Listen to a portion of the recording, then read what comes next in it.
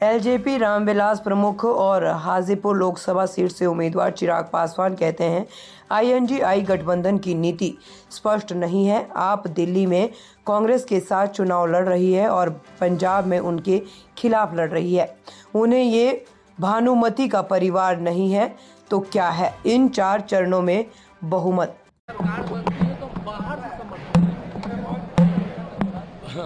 इन लोगों में कौन किसको समर्थन दे रहा है, पहले तो आप उन्हीं के खिलाफ चुनाव लड़िएगा, हाँ, और उसके बाद उन्हीं को समर्थन देने की बात कीजिएगा। ये विरोधाभास नहीं है तो और क्या है? बार बार हम बोल रहे हैं कि इंडिया अलायंस की नीति ही क्लियर नहीं है, इन लोगों की नीयत ही क्लियर नहीं है। एक आम आदमी पार्टी है जो दिल्ली में कांग्रेस के खिलाफ कांग्रेस के साथ मिलकर चुनाव लड़ रही है और पंजाब में उन्हीं के खिलाफ चुनाव लड़ रही है। ममता बनर्जी जी जिनके खिलाफ चुनाव लड़कर जीत कर आएंगी, जीतने के बाद उन्हीं को समर्थन देने की बात कर रही हैं। तो ये भानुमति का कुनबा नहीं है तो और क्या है?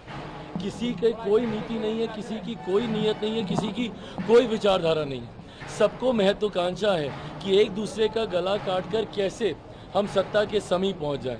हकीकत है देश की जनता ये तमाम बातें देख रही है। देश की जनता ने बटा हुआ विपक्ष भी देखा है और प्रधानमंत्री जी के नामांकन और हर मंच पर एनडीए की एकजुटता भी देखी है। ऐसे में 1% का कहीं भ्रम नहीं है। हम लोग 400 के लक्ष्य को बहुत सरलता से हम लोग पार कर रहे हैं। 4 चरण के चुनाव हो चुके हैं, 5वें चरण के लिए परसों के बाद नामांकन बंद हो जाएगा। एक बात तय है कि इन 4 चरण के चुनाव में ही हम लोग बहुमत हम लोग पार कर चुके हैं।